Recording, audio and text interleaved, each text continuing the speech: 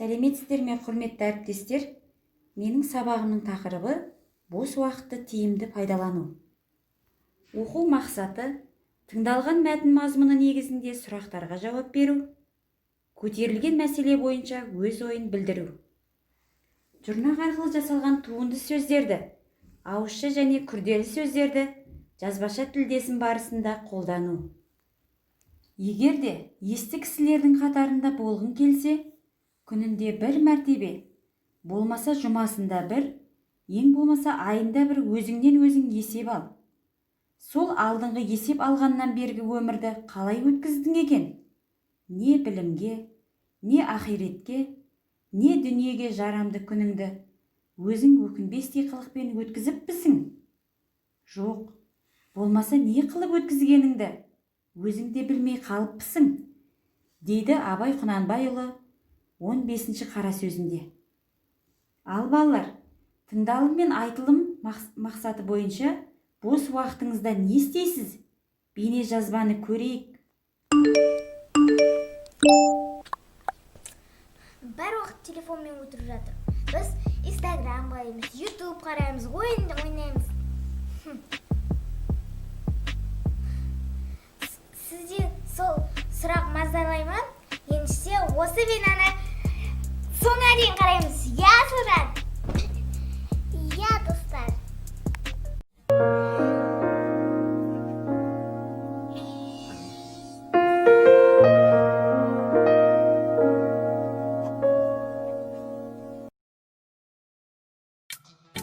Біріншісі, аптасына 2 рет немесе 3 рет өз бөлмеңізді жинап тұрыңыз. Себебі бөлмеңізді жинаған сайын ол сізге шабыт бере қоймай, өзіңізді ұқыпты ұстауға көмектеседі.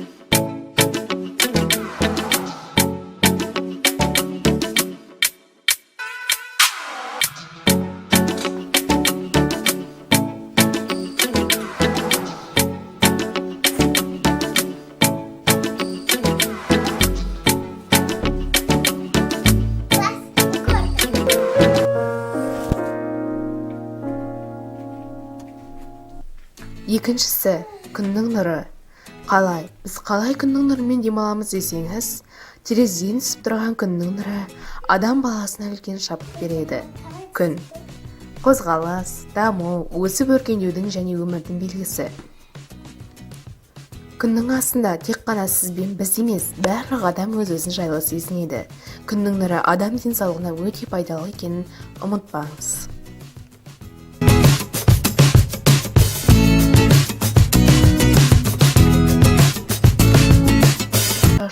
Гүлдерге түскен шаңдарды сүрту. Бұл тек қана гүлдерге емес, адам баласына үлкен рахат сыйлайтыны айдан анық.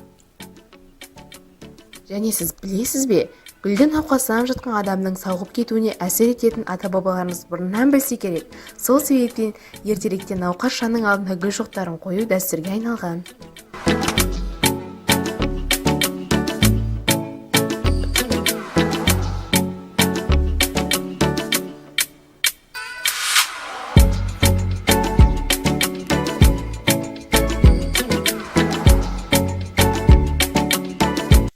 Үшіншісі, өзіңізді әрқашанда жаңа біліммен дамытыңыз. Бұл дегеніміз, кітаптарды көп оқыңыз, көп жазыңыз. Өзіңіз үйренгің келетін ағылшын тілі болсын, орыс тілі болсын, тіпті неміс тілі болса да, ешқандай қосымшаларға қатыспай үйренуге болады. Мысалы, телефон арқылы әр күн сайын 10 сөзді жаттап тұрсаңыз, өзіңізге ерекше сезім қалдыратыны айқын емес пе?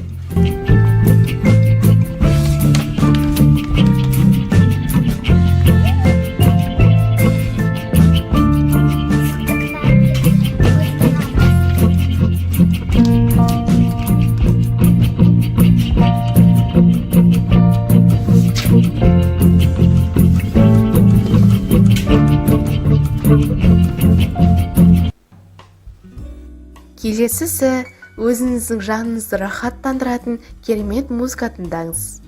Музыканы үйде бақытып қойып без, кез келген құлаққаппен тыңдаңыз. Себебі музыка әлемді құтқарады.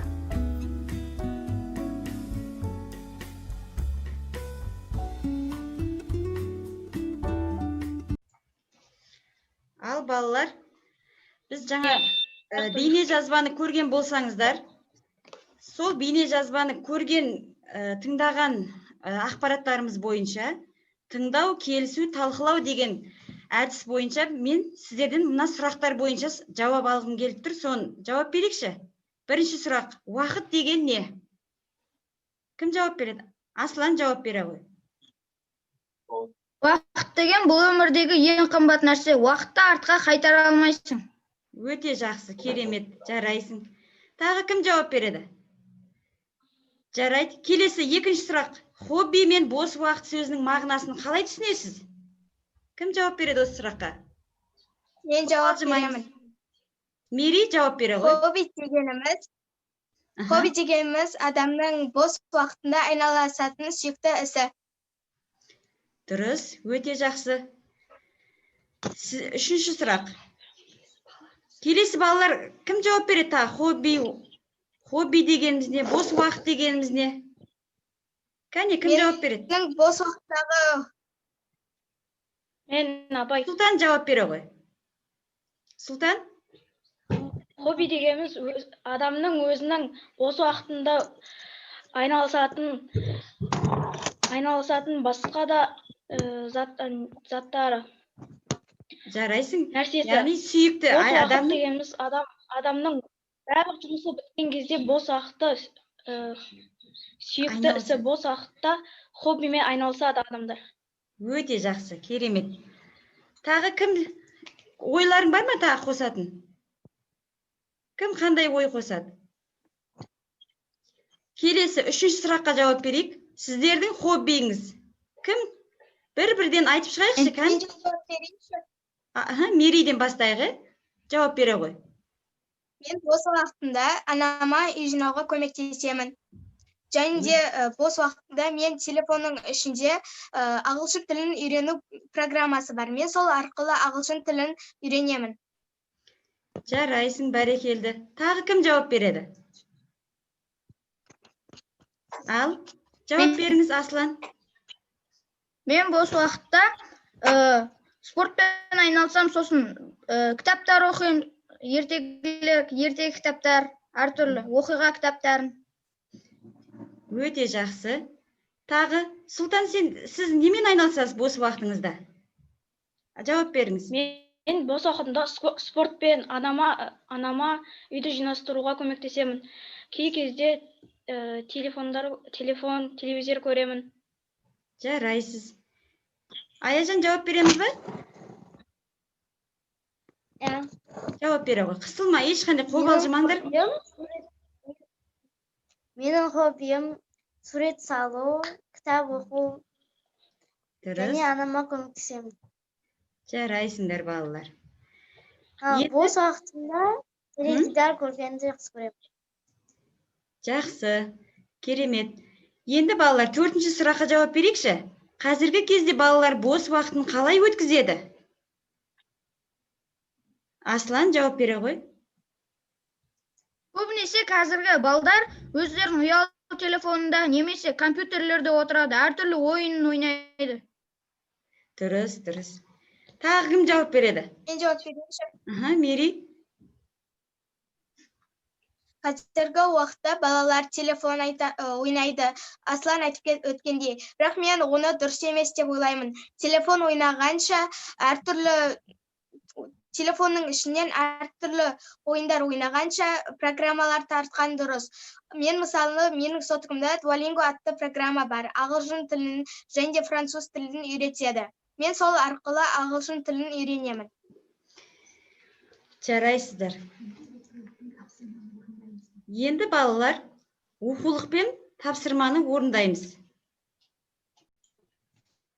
Ал балалар, енді жаңа оқылым мәтіні бойынша біз жазба жұмысын орындап шықтық. Енді т кестесі бойынша түбір сөздерді бір бөлек, туынды сөздерді бір бөлек жазып шықтыңыздар ғой. Соны енді оқып шығайықшы. Кім түбір сөздерді оқып шығады? Мен. Ал, Сұлтан, оқи ғой. Түбір сөздер: кітап, тамақ, спорт, рухани, велосипед, теледидар. Жарайсыз. Тағы да түбір сөз бар ма осы мәтіннің ішінде? Балалар, Я, бар, олар компьютер, уақыт, дос, ақыл, ой, қиял. Ой, компьютер. жарайсыздар. Енді туынды сөзді оқиықшы. Кім жазды туынды сөздерді? Мен. Ал, Аслан, оқи ғой. Туынды сөздер мәтіннің ішінде екеу болып шықты. Олар ойлан, ақылшы. Жарайсыздар, керемет балалар. Бүгінгі тақырыпта түбір сөздер мен туынды сөздерді ажырата алдыңыздар ма? Я, Олай болса балалар, біз сабағымызды қорытындылай келе, 2 жұлдыз 1 тілек әдісі арқылы бүгінгі сабағымыз бойынша кері байланыс берейікші бір-бірімізге. Балалар, біз бүгінгі тақырыбымызда бос уақытты тиімді пайдалану атты қазақ тілі сабағында біз уақытымызды босқа өткізбей пайдалы істермен айналысуға жұмсауымыз керек екен. Әрине, сүйікті ісімізбен айналысуымыз керек екен әрқашанда. Түсінікті ме, балалар? Түсінікті ме, балалар? я түсінікті. Олай болса, келесі сабағымызда кездескенше сау, саламат болыңыздар. Сау болыңыз. Sağ olun. Сау болыңдар.